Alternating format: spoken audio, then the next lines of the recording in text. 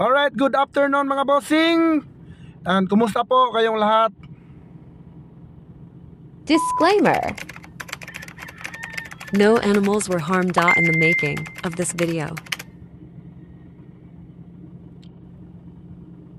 Today is April 3, 2024.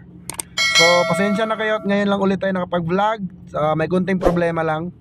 So for today's video ay papasilip ko sa inyo itong ating mga pwede nyong gawing materyales. Ito po ay mga personal materials natin na inakyat natin dito para i-share sa mga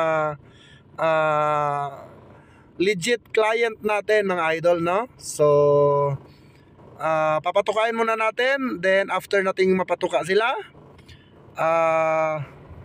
i-one by one na natin sila para makita po ninyo. So disclaimer lang po, no animal were harmed in the making of this video. So this video is for entertainment only and for sharing sa ating mga backyard breeders. So meron tayong 9 contender, then may pair na rin sa harapan nyo. Yung pair na yan mga idol ay isang Mount Banahaw po yan. Yan po ay Madigan Gray and Super Brown Red na puro. So kinross ko po sila dahil may nag-order po. Pero available po yan mga idol. So ito po yung ating first contender as quality breeding materials. Yan po ang ating F1 24 karat Game Farm White Gold. So anak po yan mga idol nung una ko pong kinuha kay Sir Andrew ng 24 karat Game Farm. So bago nyo po napanood yung latest video ko sa Expo ay meron na po talaga akong materyales ng 24 karat. So umulit lang po ako gaya na po ng sinabi ko, ay gaya po ng ginawa ko sa RRCN, umulit lang po akong bumili kasi syempre good investment. So ito naman po yung ating Madigan Gray. Ayan, katabi niya po yung ating Super Brown Red na black talaga. Purong-puro po yan mga par. At may nag-order lang kaya binread ko sila, pero available po yan mga par. Yan po ay 6 months po ang Madigan Gray natin na lalaki. Then yung babae po ay 8 months. Ito naman ang ating GM Fantastic Super Doom. Puti ang tainga mga par. So dalawang dinala ko dito, puti ang tainga. Tatlong bulik lang ang dinala natin, no? Tatlong klaseng bulik lang. So yan po, dalawa po yan magkapatid. So yan po ang ating GM Fantastic F1 Super Doom. Then ito naman po ang ating 24 karat Game Farm F1, isang white gold. So tinawag nila yan ay Immortal White Gold. Ang tawag ni Sir Andrew niyan, owner ng 24 karat Game Farm. So yan po yung pasisiyo ko nung una kong inabil sa kanya last 2023. Yan.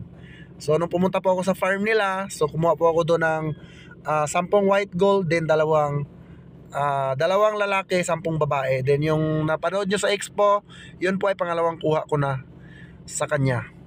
Ito naman po ang ating isang GM Fantastic. So kung mapapansin nyo mga idol, hindi po talaga tanggal yung kanilang mga palong. Ibig po sabihin, inano ko yan mga idol, ginawa kong materials. Ayan po. So hindi ko tinanggalan ng palong, pero ayan o, laylay na po. So kailangan ng tapyasan. Then ito naman ang aking Raptor sweater, isang signature line ng GTP Game Yard. Ayan po, short vlog lang po tayo mga idol ha. At sana'y napasaya ko kayo kahit sa konting vlog man lang. So ayan po, ipiplex natin ang ating Raptor sweater. Then may dala po akong battle crosses. So ang battle crosses ko pong dala ay Kanawayon over Boston. Yan naman po ang ating Gengen Arayata Light Doom. Ayan mga idol, napakagwapo at napakaganda. Okay, nagdala din po ako ng NUDC Super Doom. Lahat po yung dinala ko mga idol ay talagang pwede nyo po gawing materyales, pwede nyo po gawing panimula sa inyong passion. So yan po ang ating Gengen Arayata Light Doom. So ayan po, napakagwapo po niyan, manipis po ang paa. Ito naman po yung aking combination ng RRCN at ng Martin Esculin. So ito po ay Kanawayon Hats over Boston. So ayan po, 50-50 po yan. Talaga pong napakagaling. So konti lang po palain natin nito, kaya i-out na po natin kasi nagpupuro po tayo. So yan po ay 50-50 mga idol, no?